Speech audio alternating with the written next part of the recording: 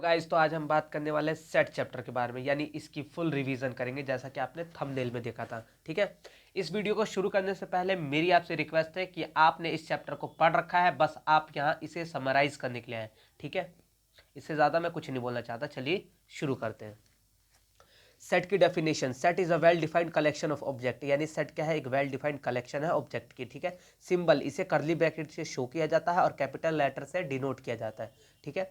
और सेट के अंदर जो लिखा होता है उसे एलिमेंट कहते हैं। इतना ही था सेट के अंदर। ठीक है। अब note matter in set, set में क्या मैटर नहीं करता? ऑर्डर मैटर नहीं करता और रिपीटेशन मैटर नहीं करता। ये दो बात आपको ध्यान रखनी है। नेक्स्ट पेज पे चलते हैं। ये कुछ इंपॉर्टेंट सिंबल है जो कि आपके मैथमेटिक्स में सबसे ज़्यादा यूज़ होते हैं। आपको लग रहा होगा ये क्यों मैं करवा रहा हूँ, ये बहुत इंपॉर्टेंट है इसलिए मैं करवा रहा हूँ। ठीक है। बहुत ज़्यादा इंपॉर्टेंट है। अगर ये सिंबल आपको याद रहेंगे तो आपको मैथमेटिक्स समझने में और ईजीनेस फील होगा। ठीक है। तो ये होता है बिलोंग्स टू का साइन, ये डज नॉट बिलोंग्स टू का होता है, ये फॉर ऑल या फॉर एवरी कह लो इसे। दीज एग्जिस्ट का साइन ये रहा, सच दैट और एंड, नेचुरल नंबर, इंटीजर, ठीक है, रैशनल नंबर का, होल नंबर, रियल नंबर, और ये इरेशनल का। टी जो सिंबल होता है वो इरेशनल का होता है। अधिकतर लोग रिप्रेजेंट कैसे करते हैं? आर माइनस क्यू भी कर देते हैं, उसे भी रियल नंबर, इरेशनल नंबर माना जाता है। लेकिन एनसीईआरटी बुक में जब आप देखोगे तो इरेशनल नंबर को टी से रिप्रेजेंट किया गया है। ठीक है। चलिए नेक्स्ट पेज पे चलते हैं। अब बात करते हैं रिप्रेजेंटेशन ऑफ सेट के बारे में, यानी सेट को रिप्रेजेंट करने के कितने तरीके। एक पहला होता है रोस्टर फॉर्म, दूसरा होता है सेट बिल्डर फॉर्म। ठीक है। और इसके एग्जांपल भी दे रखे हैं। मुझे पता है आपको ये सिर्फ पता है, सिर्फ आप यहाँ समराइज करने आए हो। ठीक है। थर्ड बात एक और मैं बताना चाहता हूँ एक्स्ट्रा नॉलेज के लिए, सेट को रिप्रेजेंट करने का तीसरा भी मेथड होता है जिसे विजुअल रिप्रेजेंटेशन भी बोलते हैं। ठीक है। वो आपको देखने के लिए मिलता है रिलेशन एंड फंक्शन चैप्टर में। ठीक है। जो आप ये लूप बनाते हो ना, क्लोज लूप या कह लो सर्कल की तरह जो होता है, वो आपका विजुअल रिप्रेजेंटेशन होता है। ठीक है। चलिए नेक्स्ट पेज पे चलते हैं। अब बात करते हैं टाइप्स ऑफ सेट के बारे में। ठीक है। यानी सेट कितने टाइप के होते हैं। पहला होता है एम्प्टी सेट कह लो, या इसे नल सेट या वॉइड सेट, तीनों का मीनिंग सेम होता है। ठीक है। और इसकी डेफिनेशन क्या है? A set which has no element is called empty set, यानी कि एक ऐसा सेट जिसमें एलिमेंट ना हो उसे एम्प्टी सेट कहते हैं। रिप्रेजेंट करने का तरीका आप ऐसे भी कर सकते हो या इसे फाई के जरिए भी रिप्रेजेंट कर सकते हो। ठीक है। अब बात करते हैं फाइनाइट सेट के बारे में। सेकंड सेट है जो नंबर, इसकी डेफिनेशन क्या है? Number of elements are countable in a set, यानी कि जो नंबर ऑफ एलिमेंट होंगे वो काउंटेबल होंगे किसी भी सेट के अंदर। एग्जांपल के थ्रू भी आप समझ सकते हो वीडियो पॉज करके। इनफाइनाइट सेट क्या होते हैं? Number of elements are not countable in a set. ठीक है। नॉट काउंटेबल कह लो, अनकाउंटेबल कह लो, सेम होता है मीनिंग। अब बात करते हैं सिंगलटन सेट के बारे में कि सिंगलटन सेट होता क्या है। ठीक है। सबसे पहले definition, A set having only one element is called singleton set, यानी कि एक ऐसा सेट है जिसके अंदर सिर्फ एक एलिमेंट हो उसे सिंगलटन सेट कहते हैं। खत्म। ठीक है। कार्डिनल नंबर या फिर ऑर्डर ऑफ सेट किसे बोला जाता है? Total number of element in a set is called cardinal number. ठीक है। यानी किसी भी सेट के अंदर टोटल एलिमेंट कितने हैं वो उसका कार्डिनल नंबर कहलाएगा। ठीक है। एग्जाम्पल के थ्रू भी समझ सकते हो। एग्जाम्पल देखो, ये एक सेट दे रखा है, इसके अंदर टोटल एलिमेंट कितने हैं? 4 है, तो 4 कार्डिनल नंबर हो गया इसका।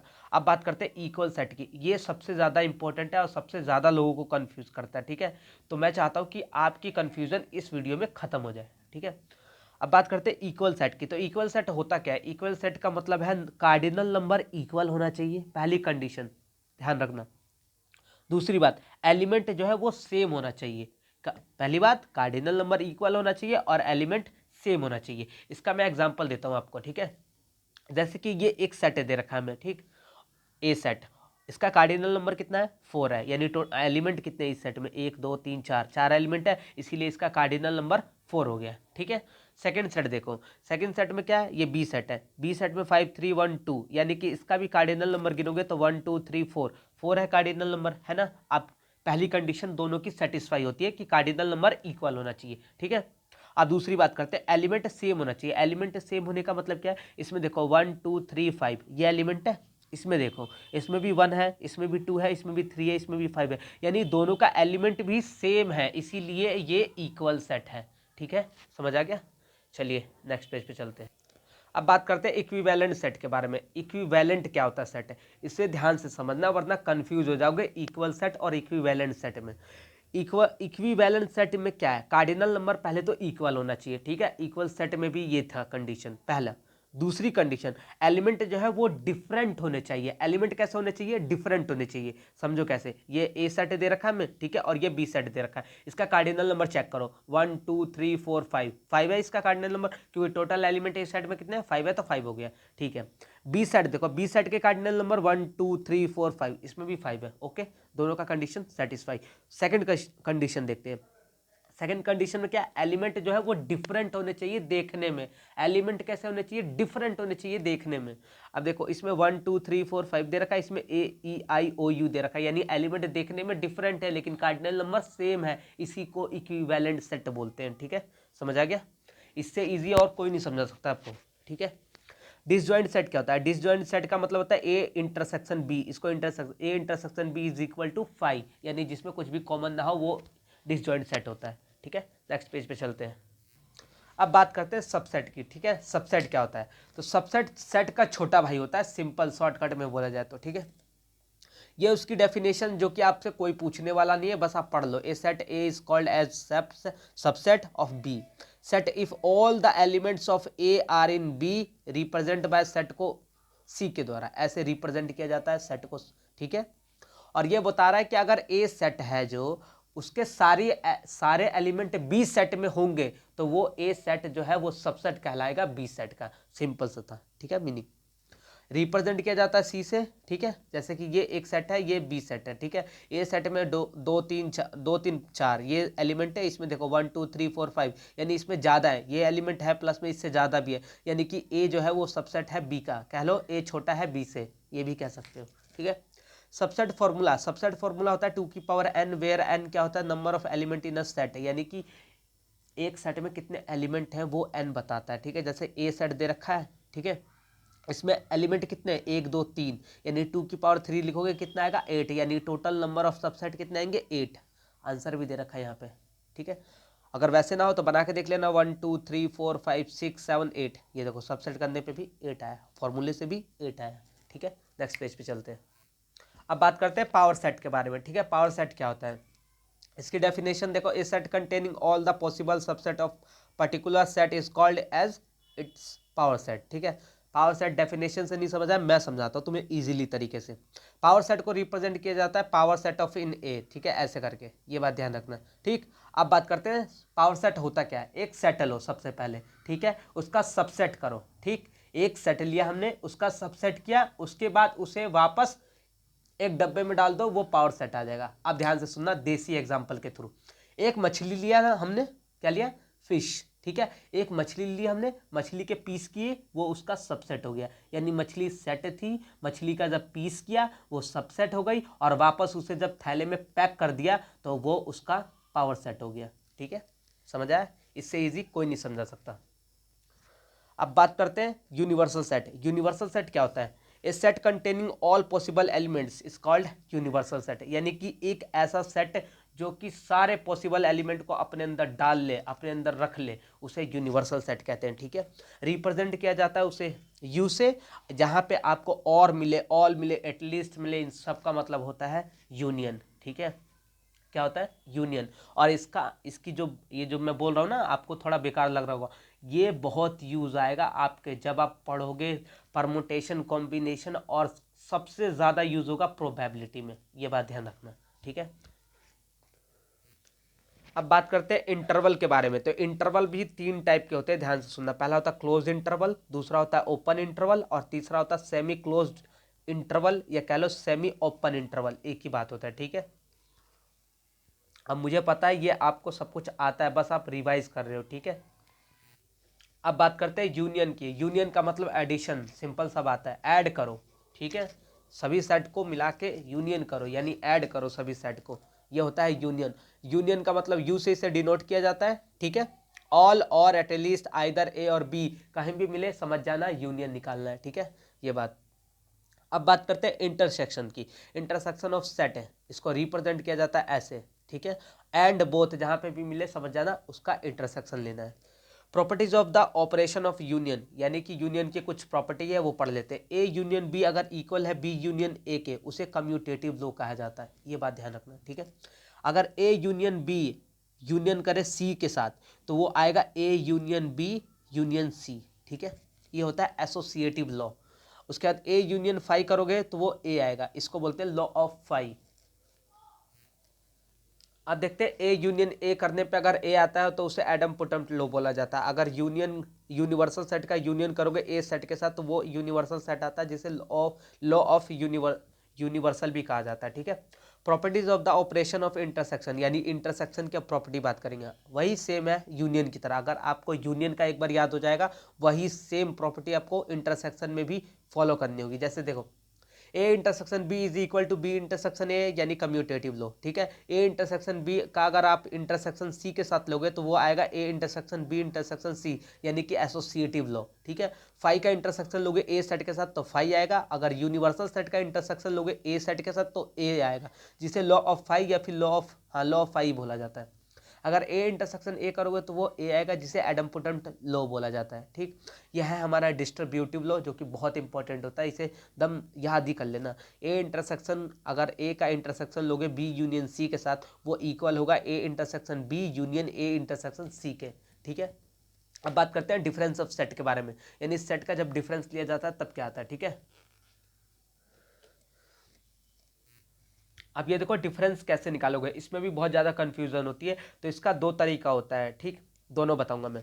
पहला है ए सेट दे रखा है हमें और ये बी सेट दे रखा है। अगर ए माइनस बी कोई आपको बोले यानी डिफरेंस ऑफ सेट निकालने के लिए, तो देखो कैसे करोगे। ये पहला देखो यहाँ क्या लिखा है, ए सेट, यानी कि ए सेट में से बी के एलिमेंट भगाओ। ए माइनस बी का मतलब ये होता है ए सेट में से बी के एलिमेंट को भगाओ, सिंपल सा। यानी ए सेट में ये है, बी सेट के एलिमेंट 3 4 अल्फा गामा है, तो यहाँ से देखो ए सेट के अंदर 3 4 है जो कि बी सेट का भी है, इसीलिए 3 4 को भगा दो, बचा क्या 1 2, ये आ गया हमारा ए माइनस बी। ठीक है।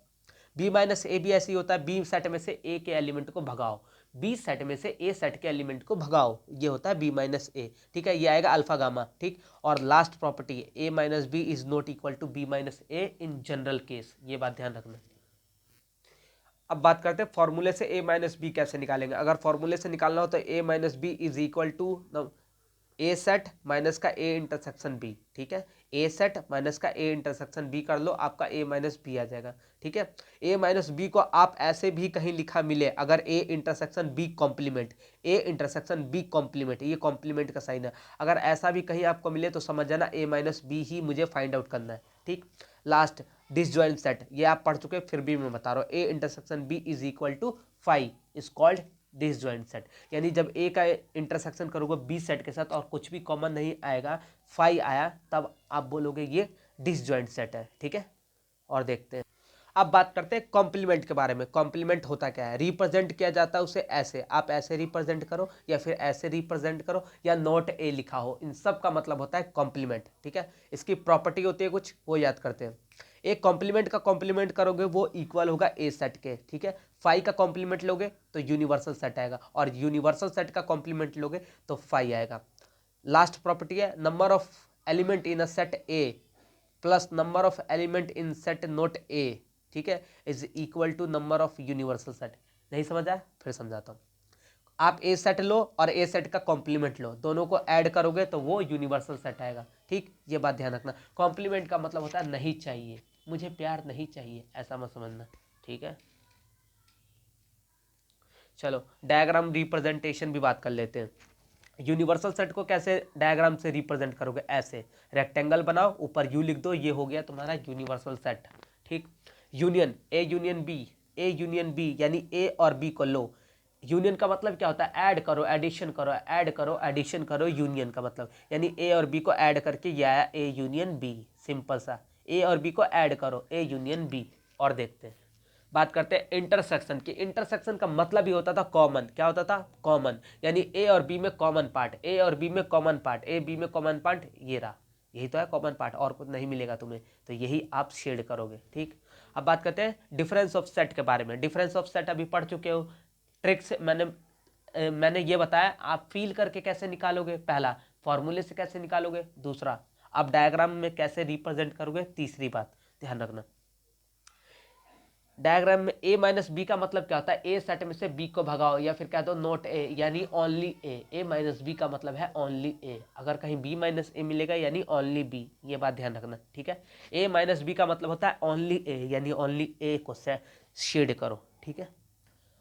ए माइनस बी का मतलब ओनली ए को शेड करो, ठीक है। तो सिर्फ मैंने ए को शेड कर रखा है, ये कॉमन पार्ट शेड नहीं है, ठीक है। सेकंड देखो, बी माइनस ए यानी कि ओनली बी को शेड करो, बी माइनस ए यानी ओनली बी को शेड करो। तो यहाँ मैंने सिर्फ बी को शेड करा है, इसका कॉमन पार्ट भी नहीं लिया है, ये बात ध्यान रखना। तुमने कॉम्प्लीमेंट देखा, ठीक है, कॉम्प्लीमेंट की प्रॉपर्टी पढ़ी। अब कॉम्प्लीमेंट को डायग्राम से कैसे रिप्रेजेंट करोगे इसमें देखो, ठीक है। ए कॉम्प्लीमेंट का मतलब है ए नहीं चाहिए, ए नहीं चाहिए यानी ए सेट नहीं चाहिए, तो हमें चाहिए क्या, बाकी बचा हुआ, सिंपल सा, ठीक है। डिसजॉइंट सेट, डिसजॉइंट सेट का मतलब ये हम तुम दोनों एक कमरे में सेपरेट हो गए, ये बात ध्यान रखना, यानी अलग अलग हो गए। तो ये इनमें कुछ भी कॉमन है, A intersection B is equal to five, कुछ भी कॉमन ही नहीं है तो फाइव, ये है रिप्रेजेंटेशन ऑफ डिसजॉइंट सेट, ठीक है। अब बात करते हैं डी मॉर्गन लॉ के बारे में। तो डी मॉर्गन लॉ क्या कहता है भैया, वो कहता है ए यूनियन बी होल का complement is equal to A complement intersection B complement, ठीक है। ये पहली प्रॉपर्टी है उसकी। सेकेंड प्रॉपर्टी भी आती है, सेकेंड प्रॉपर्टी ये रही उसकी है, A complement intersection B complement is equal to A union B whole का कॉम्प्लीमेंट। ये बात ध्यान रखना, रिवर्स हो गया और कुछ नहीं है, ठीक है, रिवर्स, ये है तो ये है, ये है तो ये है। चलो तो लास्ट टॉपिक पे हम आ गए हैं। यूनियन आप पढ़ चुके हो, इंटरसेक्शन आप पढ़ चुके हो, उसके सिंबल सब कुछ आपको पता है, ठीक है। अब बात आई number of A union B निकालने का, यानी कि इससे पहले हम निकालते थे ए यूनियन बी, ठीक है। ए सेट दिया होता था, बी सेट दिया होता, कंबाइन करके ए यूनियन बी निकाल देते थे। लेकिन अब हम फॉर्मूले की मदद से समझेंगे, ठीक है। किसकी मदद से, फॉर्मूले की मदद से, कि number of A union B करने पर कितने उसके अंदर एलिमेंट होंगे, ठीक है, वो फॉर्मूले के जरिए। तो पहला फॉर्मूला आएगा number of A union B, यानी दो सेट दिया हो उसके लिए, is equal to number of a plus में number of b minus number of A intersection b, ठीक है। सेकंड फॉर्मूला, अगर मान के चलो तीन सेट दिए हो, उसका number of A union B union c निकालना हो तो कैसे निकालोगे, वो होगा number of a plus number of b plus number of c, ठीक है, minus number of A intersection b minus number of b intersection c minus number of A intersection c plus number of A intersection B intersection c, ठीक है, ये था। और last एक और formula discussion कर लेते हैं, वैसे तो मैंने ये बता रखा है, फिर भी बताता हूँ आपको। नंबर और ये A intersection B complement, A intersection B complement का मतलब होता है ए माइनस बी, ठीक है, क्या होता है, ए माइनस बी। अब इसे कैसे फाइंड करोगे आप, number of A minus number of A intersection B, और इसी के साथ आपका सेट होता है चैप्टर फिनिश, ठीक है। और मुस्कुराते रहिए, जिंदगी में कभी गिव अप मत करना, और टाइम को इन्वेस्ट करो, स्पेंड मत करना, ठीक है। चलिए नेक्स्ट वीडियो में मिलते हैं इस ऐसे ही कॉन्सेप्ट और फॉर्मूले के साथ।